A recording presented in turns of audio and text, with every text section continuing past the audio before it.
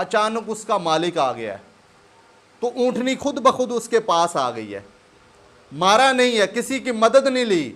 अब मालिक ने बड़े प्यार से उसकी नाक में नकेल डाल दी है। फरमाया मेरी उम्मत का मुझे पता है कि इसको कैसे चलाना है।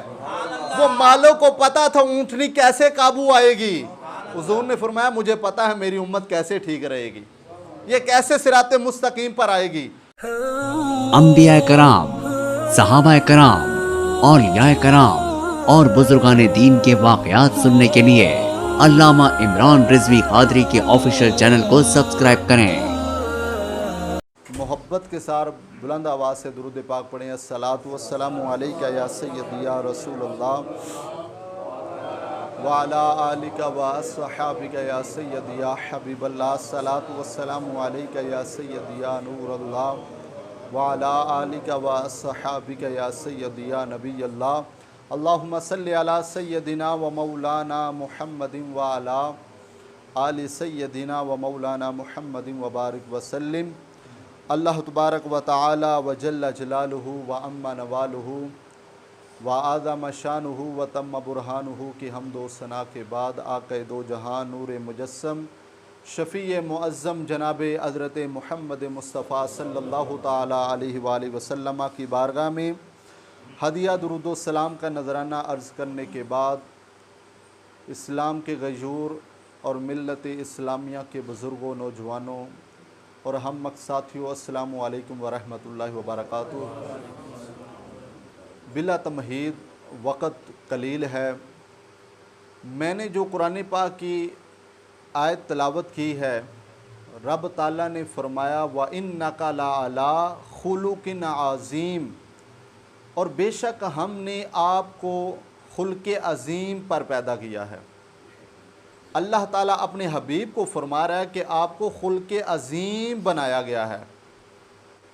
हज़रत आयशा सिद्दीक़ा रज़ियल्लाहु ताला अन्हा से पूछा कि आयशा बताओ कि नबी करीम सल्लल्लाहु अलैहि वसल्लम का इखलाक कैसा है, इखलाक क्या है?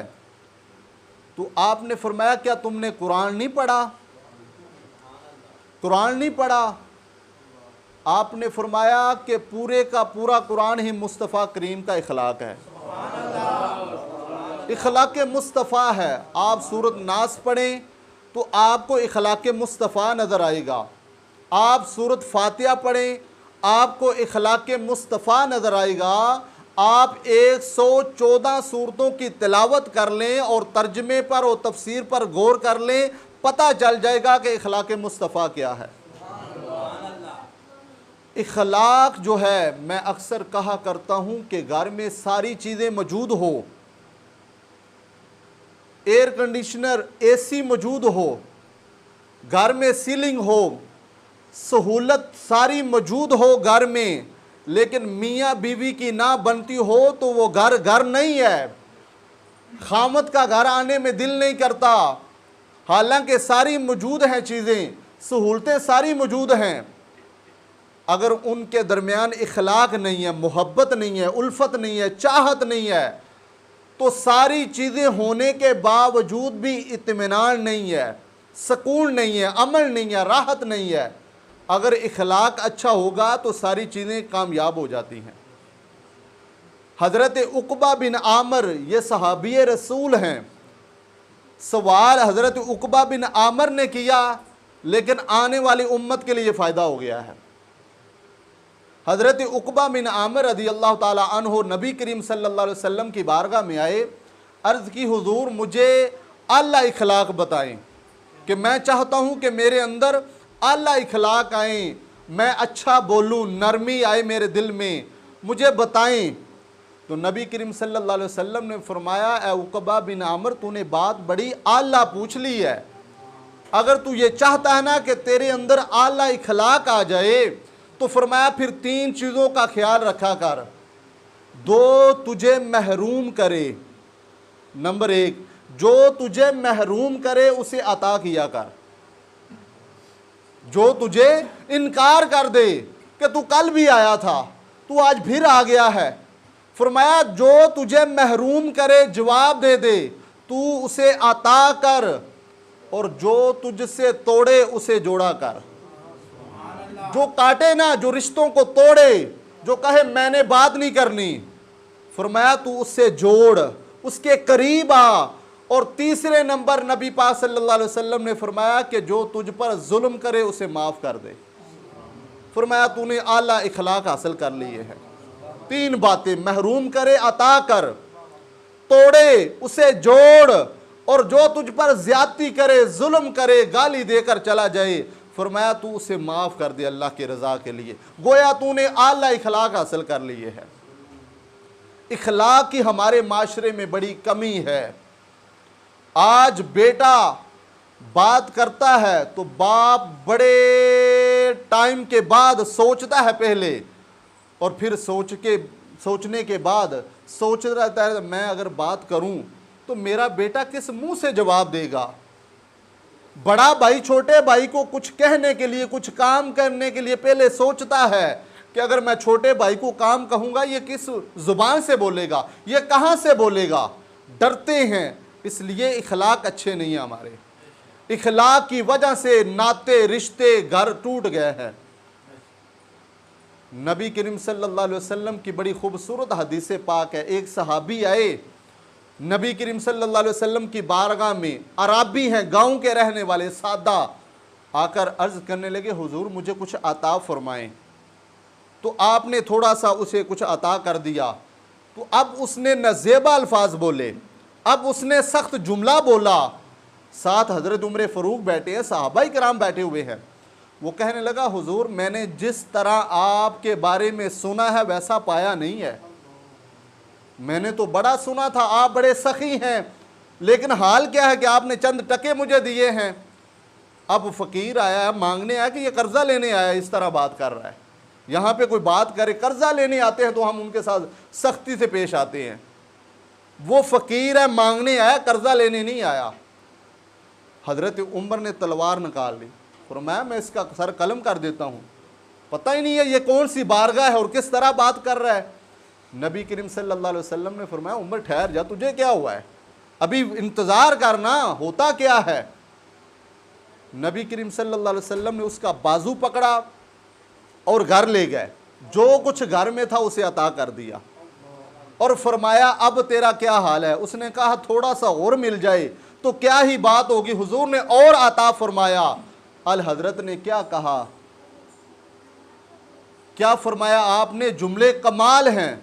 आपने फरमाया देने वाला कौन है।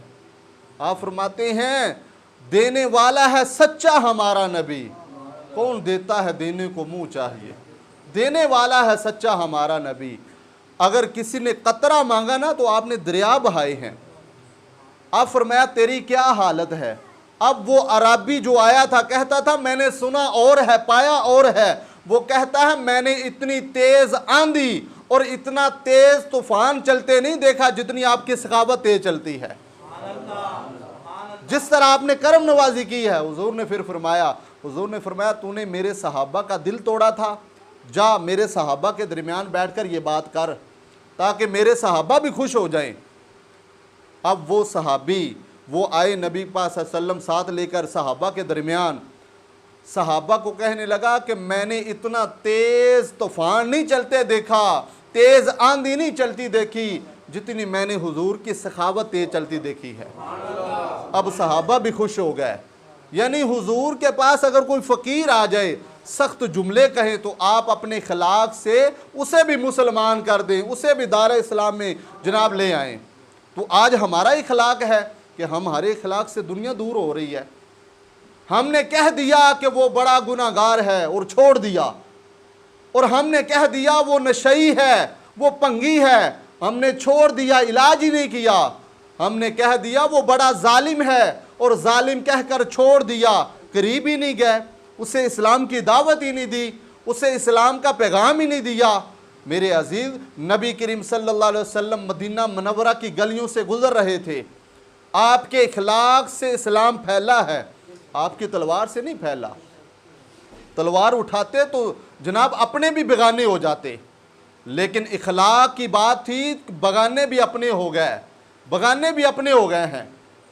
हुजूर मदीना मनव्वरा की गली से गुजर रहे हैं। एक नौजवान लड़की खड़ी हुई, हाथ में बर्तन मिट्टी का लिया हुआ दूध है उसमें, और जब नबी पाक सल्लल्लाहु अलैहि वसल्लम के चेहरे पे नज़र पड़ी, तवज्जो, ये हदीस मुस्लिम है, ये हुजूर अलैहिस्सलातु वस्सलाम बयान फरमा रहे हैं। अब जैसे उस नौजवान लड़की की नज़र हुजूर पर पड़ी तो वो देखती देखती रह गई, क्योंकि हुजूर का चेहरा, उसने मुस्तफ़ा की बात आए या जनाब नबी पाक सल्लल्लाहु अलैहि वसल्लम के चेहरे की बात आए तो हमारे चेहरे रोशन हो जाते हैं कि हुजूर का चेहरा ही ऐसा था। अब वो नौजवान लड़की हुजूर की तरफ देखती है, देखती रहेगी कि अचानक चलने लगी तो जनाब ठुड्डा लगा, पाँव मुबारक पर ईंट लगी। जब ईंट लगी तो चोट आई तो हाथ से बर्तन नीचे गिरा मिट्टी का, और दूध नीचे गिर गया, बर्तन टूट गया। उस नौजवान लड़की की आंखों में आंसू आ गए। नबी करीम सल्लल्लाहु अलैहि वसल्लम पास आए, फरमाया क्या हुआ है तुझे? अब वो नहीं जानती थी ये अल्लाह के रसूल हैं, उसे नहीं पता था। वो कहती है खूबसूरत इंसान, मैं तेरी तरफ देख रही थी, मुझे ठुड्डा लगा है, मेरा बर्तन मिट्टी का टूट गया है, इसके अंदर पानी था, मेरा बाप नहीं है, मेरी अम्मा नहीं है, मेरा भाई नहीं है, मेरी बहन नहीं है, एक मेरा यहूदी आका है, ये उसके लिए मैं लेकर जा रही थी, ये उसके लिए बड़ा बर्तन था मिट्टी का, वो इसमें दूध पीता था, मैं डर रही हूँ मेरा आका मेरे साथ जुल्म करेगा, अब मुझे मारेगा, मेरा क्या हाल बनेगा। तो हुजूर ने फरमाया तू क्या चाहती है? अर्ज की, ए खूबसूरत इंसान, मेरे साथ हैं और उस यहूदी जो मेरा आका है उसको सिफारिश करें जाकर। अब नबी पाक सल्लल्लाहु अलैहि वसल्लम ने ये नहीं कहा कि मेरा नाम ले लेना जाकर। आज थोड़ा सा बंदा ऊंचा जाता है तो कहता है मेरा नाम ले लेना जाकर। कोई गरीब आ जाता है ना, अगर तेरी जुबान हिलाने से, तेरे जाने से किसी गरीब का भला होता है ना, तो करना चाहिए भला। तो हज़रत अब्बास फरमाने लगे, मैं नबी पाक सल्लल्लाहु अलैहि वसल्लम के पास बैठा हुआ था और अल्लाह के नबी ने फरमाया था कि जिसने किसी गरीब का भला किया अल्लाह 70 एतकाफ का सवाब अता फरमाएगा। तो यह तो सुन्नत एतकाफ है, इसका क्या हुआ, किसी गरीब का भला तो हो रहा है ना। अब नबी पाक सल्लल्लाहु अलैहि वसल्लम ने ये नहीं कहा मेरा नाम ले लेना, हालांकि नबी का नाम भी लिया जाए तो नाम भी चलता है हुजूर का, मोहम्मद सल्लल्लाहु अलैहि वसल्लम का नाम भी लिया जाए तो नाम ही इतना बरकत वाला है कि काम हो जाता है। लेकिन हुजूर ने फरमाया तू किसके यहाँ काम करती हो? उसने कहा मेरा आका यहूदी है और बड़ा सख्त है, वो मुझे मारेगा। नबी पाक सल्लल्लाहु अलैहि वसल्लम फरमाया चलो मैं तेरे साथ चलता हूँ। यहूदी के घर में गए, दरवाज़ा खोला, आगे यहूदी आया।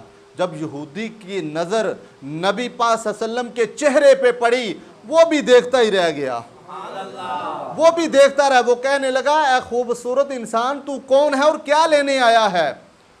अल्लाह के नबी ने फरमाया मैं सिफारिश करने आया हूँ, ये तेरे यहाँ नौजवान लड़की काम करती है और तुझे नहीं पता ये यतीम है, और यतीमों के साथ जुल्म नहीं किया जाता, यतीमों के सर पे शफकत का, मेहरबानी का हाथ फेरा जाता है। जालिमों, आज तुमने यतीमों का जनाब खून बहा दिया है। आपने फरमाया यतीम के साथ शफकत करो, मेहरबानी करो, प्यार करो, बाहर काम के लिए ना भेजो। मैं सिफारिश करता हूं, तूने इसे कुछ कहना नहीं है, इसका बर्तन टूट गया है, दूध गिर गया है। अब वो पूरी तकरीर नबी पाक सल्लल्लाहु अलैहि वसल्लम के सुनने के बाद कहा कुछ नहीं, अंदर चला गया, अंदर से तुरात लेकर आया, पुरानी किताब तुरात लेकर आ गया। नबी पाक सल्लल्लाहु अलैहि वसल्लम के चेहरे को देखता है और किताब को देखता है, किताब को देखता है, हुजूर के चेहरे को देखता है। कहने लगा आप बनु कुरैश में तो नहीं है? हुजूर ने फरमाया मैं कुरैश में हूं। आपने जनाब नबुव्वत का दावा कर लिया है या करना है? फरमाया कर लिया है। उसने कहा फिर ये बात छोड़ दो, हाथ बढ़ाएं और मुझे भी मुसलमान कर दें, मुझे भी कलमा पढ़ाएं और मुसलमान कर दें। अब वो जो नौजवान लड़की थी उसने भी कलमा पढ़ा, वो यहूदी जो आका था उसने भी कलमा पढ़ा। कलमा पढ़ने के बाद जो यहूदी के खानदान में से लोग थे वो आए, वो यहूदी कहने लगा जो आका था कि कलमा पढ़ो। उसने कहा क्यों कलमा पढ़ा है, वजह क्या थी? तूने इसे देखकर कलमा पढ़ लिया है। वो आका यहूदियों का कहने लगा, जो पेशवा था, वो कहने लगा मेरे पास तुरात है, मैंने तुरात में पढ़ा था कि एक नबी आखिर ज़मां आएगा और यतीम की हाथ पकड़कर यतीम की मदद के लिए अपनी दहलीज से चलेगा और यहूदी के दहलीज पर आएगा। मैंने ये सारा तुरात के अंदर पढ़ा है। मुझे पता चल गया है कि जो यतीमों की कफालत करता है, जो यतीमों की मदद करता है, ये अल्लाह का नबी हो सकता है। ऐसा कोई महबूब कहीं होगा ना कहीं है, बैठा है चटाई पे मगर अर्श नशी है। ऐसा महबूब मेरे अजीज नबी पाक सल्लल्लाहु अलैहि वसल्लम ने फरमाया व इन्नका लअला खुलुकिन अज़ीम, मुझे अल्लाह ताला ने खुल्क़ अज़ीम पर पैदा किया है। मेरे इखलाक से, मेरी जनाब गुफ्तार से, मेरी गुफ्तगू से अपने क्या बगाने भी कलमा पढ़कर मुसलमान हो जाते थे। फतह मक्का के मौका पर जब नबी पाक सल्लल्लाहु अलैहि वसल्लम 10,000 सहाबा को लेकर गए और उसी मक्का पर जिस मक्का के लोगों ने नबी पाक सल्लल्लाहु अलैहि वसल्लम पर पत्थर बरसाए और नबी पाक सल्लल्लाहु अलैहि वसल्लम को जनाब आपकी पुश्त मुबारक पर ओजड़ी रखी, आपको तरह तरह की तकलीफ़ें दी। जब नबी पाक सल्लल्लाहु अलैहि वसल्लम हाकिम बनकर आए, जब मक्का फतह हो गया, सहाबा इकराम के साथ आए, अब जो मक्का के काफिर थे वो सोच रहे हैं कि हमारे साथ अब क्या होगा। अब ये तो हाकिम बनकर आए हैं और ये वही मोहम्मद हैं सल्लल्लाहु अलैहि वसल्लम जिन पर हम जुल्म करते थे, ज़्यादतियाँ करते थे, पत्थर मारते थे, ये हमारे साथ क्या करेंगे। अब वो सोच रहे हैं हमें काट दिया जाएगा, हमें मार दिया जाएगा, हम पर जुल्म होगा, ज़्यादती होगी। नबी पाक सल्लल्लाहु अलैहि वसल्लम ने कुफारे मक्का को मुखातब करके फरमाया, ए मक्का के काफरों, हम पर तुमने बड़ा जुल्म किया है, हम पर पत्थर बरसाए हैं, हमारे ऊपर ओजड़ियाँ रखी गई हैं, हमें जनाब इतना जुल्म किया गया हमारे ऊपर। तुम सोच रहे हो कि आज तुम्हें तकलीफ़ दी जाएगी, तुम सोच रहे हो कि आज तुम्हें जनाब मार दिया जाएगा। ऐसा नहीं है, आज तुम्हें अल्लाह की रज़ा के लिए माफ़ कर दिया जाएगा, आज माफ़ कर दिया जाएगा, आज़ाद कर दिया जाएगा। अब सारे काफिर पास आए, वो कहने लगे या रसूलुल्लाह सल्लल्लाहु अलैहि वसल्लम, आपने दुनिया से हमें आज़ाद कर दिया है, अब ऐसा करो ना जहन्नम की आज़ादी से भी हमें आज़ाद कर दो और पढ़ाकर मुसलमान कर दो कलमा। अब कलमा पढ़ाकर मुसलमान कर दो। जितने भी काफिर थे सारे वो कलमा पढ़कर मुसलमान हो गए। तो नबी पाक सल्लल्लाहु अलैहि वसल्लम ने अपने इखलाक से, कोई बात नहीं है, अगर चचा नाराज़ है ना तो चले जाओ, चचा के पास चले जाओ। बाप नाराज़ है, बाप के पास चले जाओ। बड़ा भाई नाराज़ है, आपने तो कहा था मेरे बेटी मंगनी पर नहीं आए, मेरे बेटे की शादी पर नहीं आया, क्या हुआ, नहीं आया, ज़रूरी भी नहीं था, फ़र्ज भी नहीं था, लेकिन आपसे अगर नाराज़ है तो आप चले जाएं, पूछ लें जाकर उसका हाल। अगर आपने दुनिया में सुलह कर ली, नबी पाक सल्लल्लाहु अलैहि वसल्लम ने फरमाया जिसने रूठे हुए लोगों के दरमियान सुलह कराई या जिसने पहले सुलह की, वो जन्नत में भी पहले जाएगा, वो जन्नत में पहले जाएगा। जाना चाहते हैं जन्नत में पहले? हमें ज़्यादा गले मिलना चाहिए, ज़्यादा सलाम करना चाहिए, आने जाने वाले को सलाम करना चाहिए और इखलाक का ख़ास ख्याल रखना चाहिए, क्योंकि व इन्नका लअला खुलुकिन अज़ीम का जो मर्तबा है, जो फ़ायज़ है, ये अल्लाह ताला के नबी ने हमें बताया है। देखो ना, सहाबा ने हमें क्या बताया था। एक दफ़ा दुरूद पाक पढ़ ले, सलातु वस्सलामु अलैका या सय्यदी या रसूल अल्लाह।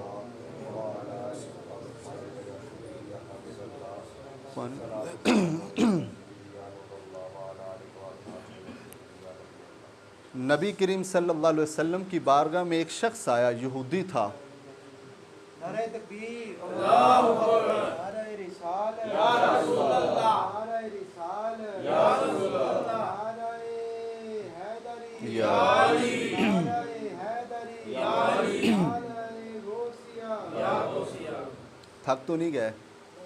अल्लाह ताला आपको जज़ाए खैर आता फरमाए। और जितने भी अहबाब आए हैं अपना कीमती वक़्त निकाल कर, अल्लाह ताला सब के कारोबार में, माल में, जान में दिन दुगना रात चुगनी तरक्की अता फरमाए।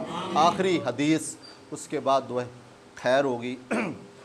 कहने लगा हुजूर मैं कलमा पढ़ना चाहता हूँ लेकिन मेरे अंदर 4 खामियाँ हैं, 4 गुनाह हैं, ये मुझसे नहीं छूट रहे। और वो जो आने वाला शख्स था ना, वो कबीले का भी सरदार था।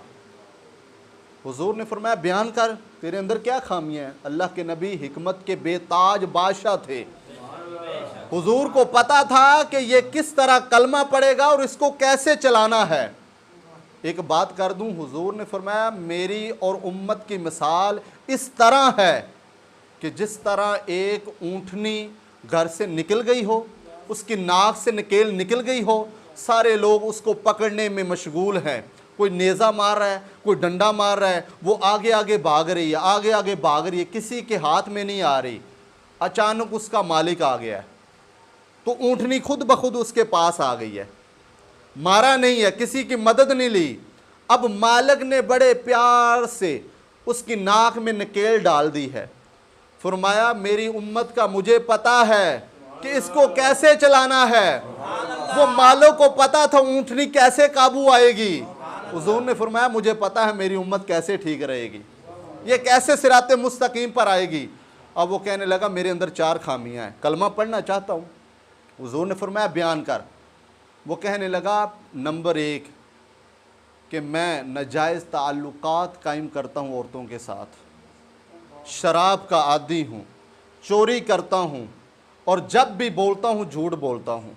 ये 4 खामियां मेरे अंदर हैं, ये नहीं जा रही। कलमा भी पढ़ना चाहता हूँ, दिल भी करता है। हुजूर हिकमत के बेताज बादशाह थे। हुजूर ने फरमाया फिर मेरे कहने पे एक छोड़ दे।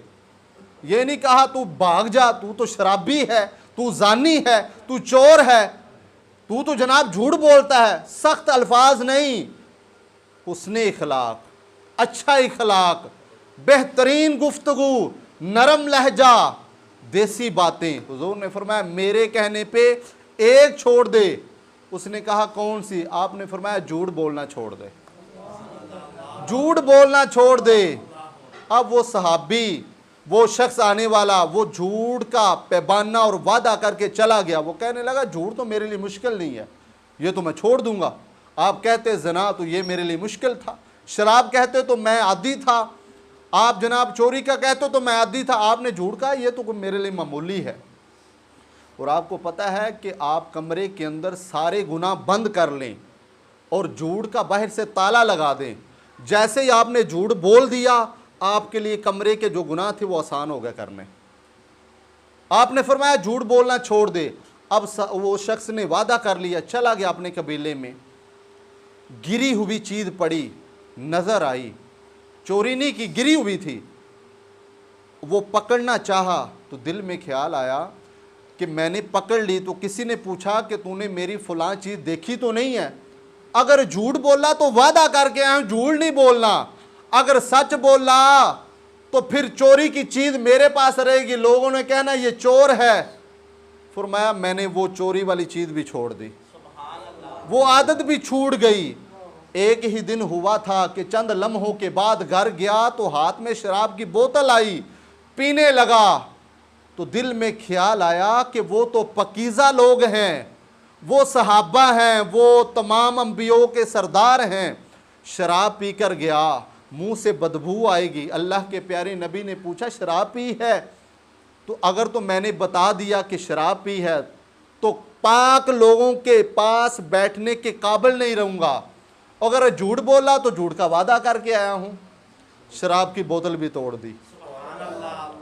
थोड़ा वक़्त गुजरा कि जिस औरत के साथ ताल्लुकात कायम थे नाजायज़, उसके पास गया।